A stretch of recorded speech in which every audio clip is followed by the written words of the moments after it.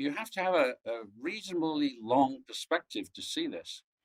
Most people have too short a time horizon, and they watch the quarterly data. They know what happened last quarter. They know what's expected to happen next quarter if they watch the nowcasts. But if you go back several years, and better still, you use monthly data for the economy, which the government does not give us, but we can get from other analytical sources, you get a different picture. And that picture is in one of my slides. It shows, it's really designed originally to show how resilient the US economy was after the pandemic shutdowns. But it does more than that, because it shows how the economy rebounded very rapidly at first, and then increasingly slowly as time went on. And the whole path up to the present fits fairly well to a curve, which I think of as the potential GDP for the economy. I draw the curve along the top points of the actual trajectory that the economy followed, on the belief that the economy does not get back above its potential, but it can easily fall below, at least temporarily. And a big fall below, of course, would be a recession. But there's no sign of a recession here. These are very relatively small detractions from potential GDP all the way up to the present. So I see that the path that we're on, if we extrapolate it, I'm not really a believer in extrapolation, but if we did extrapolate this, it's going sideways. And if you do this for other countries, which you can do for Germany and Britain and the European Union, looking for other countries that can get monthly data, they all look like a worse recovery pattern than the US has had, and nobody's growing consistently.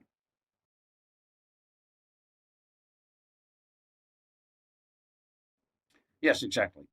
As long as we're pretty close to potential GDP, there's really no sign of a recession. I've been arguing that we wouldn't have a recession ever since the pandemic started to recover, and that has turned out.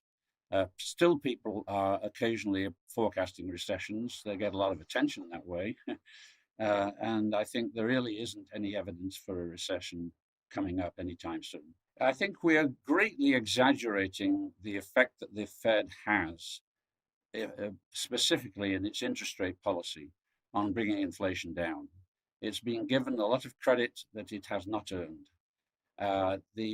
What we can easily explain the reduction in inflation from is the behavior of energy prices going back out all the way to the point where Russia invaded Ukraine. Energy prices plunged at that time, and they've stayed low.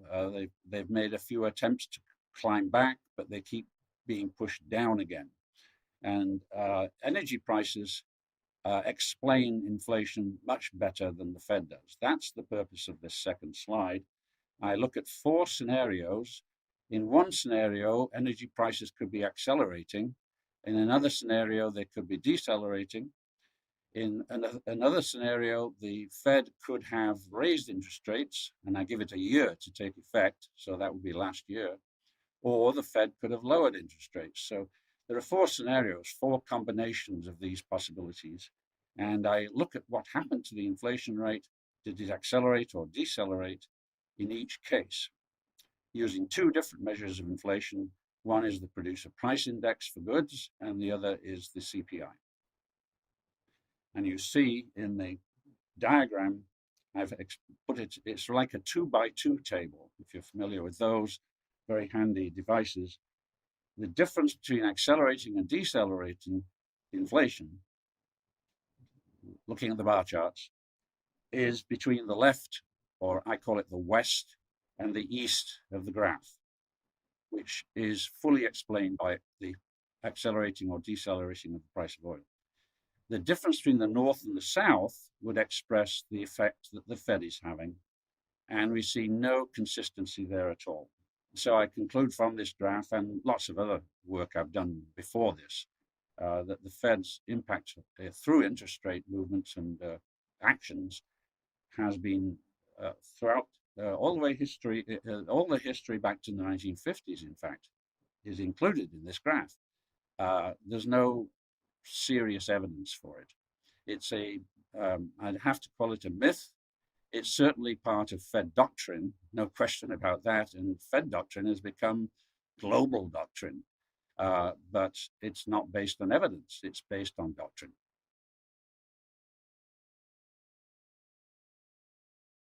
I'm bringing gold in here because this is the traditional explanation for inflation, the alternative to the Fed's doctrine. The idea that the dollar or any currency can depreciate. The idea, of course, is ancient, goes all the way back beyond the Roman Empire. And you can measure it by looking at how many coins sell for a certain amount of gold. Or today, we can look at the price of gold in the marketplace. What I've done in the graph is to look at a very long time horizon. I'm a big believer in long time horizons to show how the gold price has behaved to explain the inflation rate historically. And I'm introducing the price of oil, which also helps to explain the inflation rate, and very important currently. And you see a parallel. Now, there are two gold prices included in the chart. The spot price of gold is the one that everybody uses, and I always used in the past. And I realized before too long that the spot price of gold is not a perfect indicator of inflation because gold is a safe haven. And when you have a crisis, like the pandemic is a very good example, that drives up the price of gold temporarily, and it comes back down again in the spot market. The reason why I include the second price of gold is to get rid of that distortion. I want to use the gold prices as a pure indicator of inflation. Even though the spot gold price is good enough for many purposes, you get an even better, much better link to inflation, correlation with inflation, if you use the forward gold price.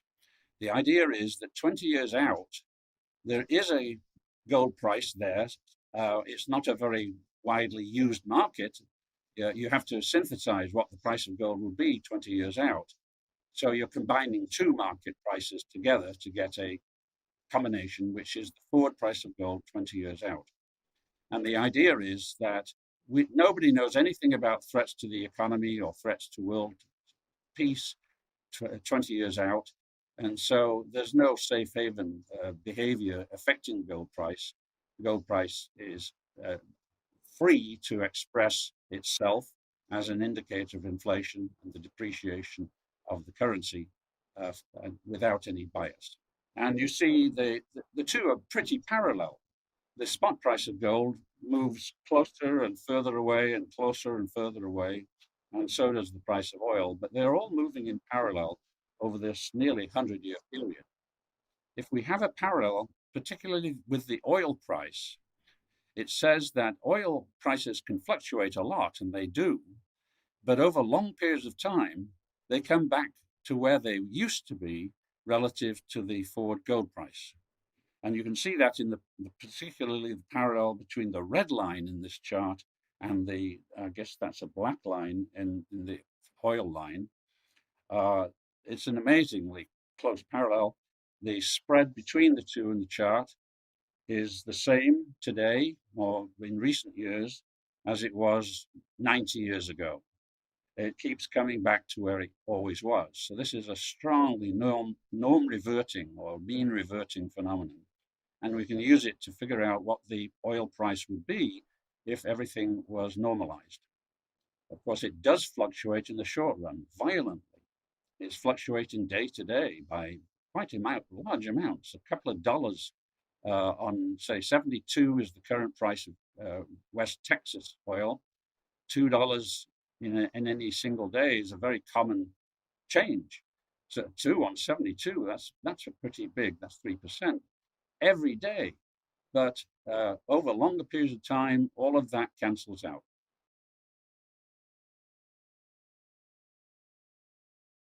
Yes, relying on a constant ratio, we can figure out what the oil price would be if it were not being altered by geopolitical events like what's going on now in Yemen and what has been going on for a long time now in Ukraine and other, there might be all sorts of other things disturbing tranquility around the world, and they changed the price of oil. Now, I got a new insight quite recently. I always thought, and the press apparently universally thinks, that when you have a geopolitical war scare, like the most recent one was when we tried to kill a bunch of those Houthi bases in Yemen. Uh, the, Everybody knows that the price of oil, the price of gold goes up in a war scare, and a lot of people seem to be under the impression that the oil price goes up after a war scare. Maybe it does for a few days, but if you look historically, what happens after a major increase in uncertainty around the world is that the oil price is depressed. Now, the evidence is overwhelming. It's happened over and over again. A lot of people don't seem to be aware of it. I think it's because we're always looking at too short a time horizon. I mentioned this before. If we look, say, 6 months after each major geopolitical event, I think we'll find that the oil price is lower than it was before the event. And this was true when Russia invaded Ukraine. This was even true on October the 7th, when Hamas had the incursion into Israel. There may have been a few days in which the oil price was increased, but a week later, 2 weeks later, 3 weeks later, the oil price was down. And I find that to be quite systematic, and it makes sense. The logic is that oil behaves as an investment rather as equities are an investment. If you have an increase in uncertainty that affects the equity market, it depresses the price of equities because a stock of a company whose future is now more uncertain than it was before is not worth what it was before. The same thing with oil. Somebody has to own all the oil in the world. For them, it's an investment. And if there's a greater uncertainty about what will happen to oil prices in the future, then today's price for oil will be depressed. So it's entirely logical, but apparently not well known.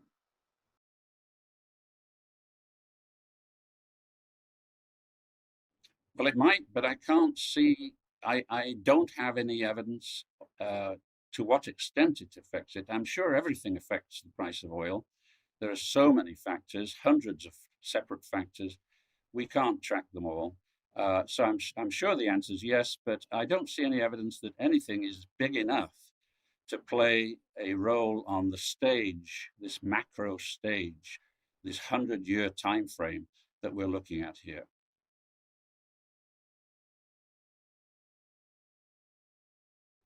Yes, I mentioned that the classical cause for inflation is the depreciation of money.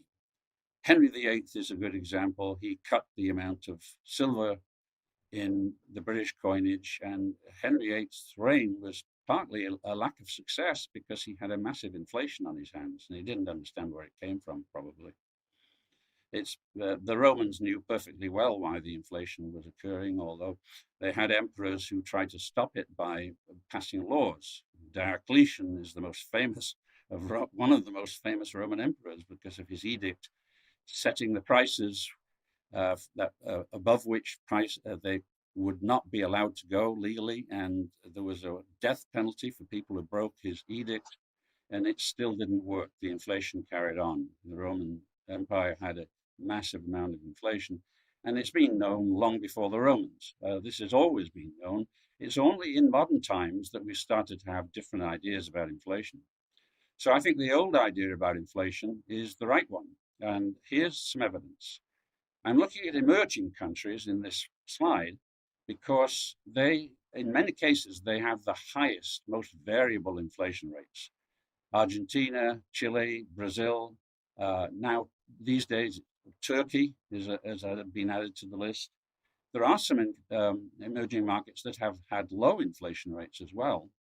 I've plotted them all on this graph to show how the depreciation of the dollar, which we can measure in terms of gold, in terms of local currency price of gold, correlates with the actual inflation that occurred.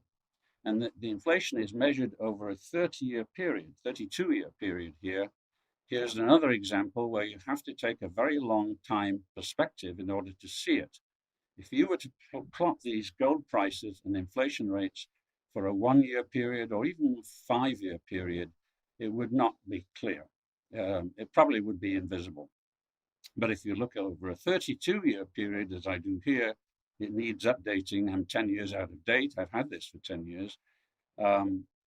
You see this almost perfect straight line relationship between cumulative inflation and cumulative depreciation of the dollar. So I think that applies. If we were to put the US on this graph, it would be right on the line, somewhere down in the bottom left corner. It's one of the more stable currencies historically.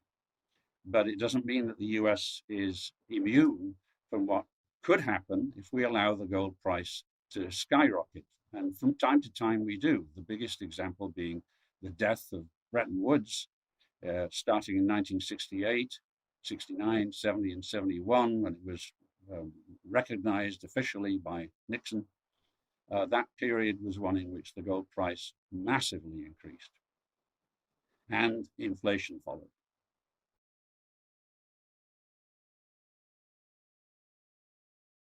Well, we all know how politically sensitive inflation is, and a lot of countries that have severe inflation rates are in trouble. But why, from an economics point of view, why is that? Well, that's the purpose of my last slide. Suppose you look at the performance of the stock market over long periods of time. If you were to look at the stock market over short periods of time, you won't find a very obvious relationship with inflation. But if you look over these long periods, like 10 years at a time, then there's a strong relationship, not only with inflation, but all the way to the gold price. And that's what I've done here. I've taken decadal gold price performance on an overlapping basis all the way back to the early 1930s, fairly far into the past, so that I could compare GDP. And then I grouped my 10-year periods into fractals. And you see there are 6 fractals, in fact, sextiles, I think. And you see there for each sextile of inflation, of gold price change, what happened on the average to the stock market during that 10-year period. So on the left, the first fractile, that was a rise, an average rise of 524% in the price of gold over a 10-year period. And those same 10-year periods had, on the average, a 67% rise in the stock market. That's over 10 years. So that doesn't translate into very much of a return per annum. And then at the other extreme, you have the gold price can fall, and you have the last fractile where the gold price, these are all cases where the gold price fell, I think. The average fall in the gold price was 22% over a whole 10-year period. So that's a fairly stable price for gold. And that's where we had the highest stock market performance, 377% over a 10-year period. Those are total returns. And in between, it's fairly nicely spaced in between, not a perfect relationship. Obviously, other things affect the stock market besides inflation, but they aren't the things that you might expect. The growth of GDP can be included in the calculation. It doesn't explain anything.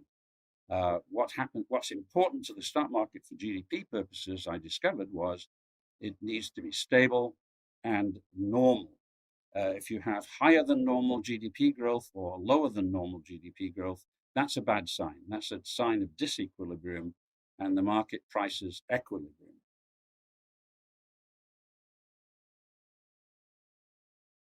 Yes, heating is a terminology that Keynesians like to use, and it leads us astray, I think.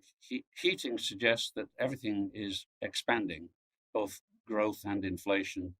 That, I believe, does not happen. Growth and inflation tend to be inversely related. That's quite a big subject in itself. So I don't use the word heating, but yes, this is a sign that the stock market. Um, Other graphs show the effect of different degrees of growth in different decades and the stock market results of those decades. And it suggests that when growth is very high, it's usually because the economy is coming back from a depression or recession. It's not because it's growing consistently rapidly. The economy doesn't grow consistently rapidly. It goes up and down, of course. So the stock market likes it best when the when the economy is growing consistently, and in order to grow consistently, it can only grow at a certain rate, which historically has been about 3.5% in real terms. The reason why we've got good results on inflation in the last year, which have been attributed to the Fed, is that the oil price is super low. It's not the first time it's been super low. There have been other times in the past. The oil price always comes back to in fact, you can see in this graph at the beginning of 2016, it was pretty low relative to what I call the target range, that blue area, but it came back. And historically, it has always come back. And it's now, as I mentioned, that ratio between oil and gold, or forward gold to be exact, is no different today than it was 90 years ago. And on the average has been all the way through that whole 90-year period. It's a very stable statistic if you look at it over a reasonably long period of time, allowing it to get back to normal again. But it gets out of normal all the time as well.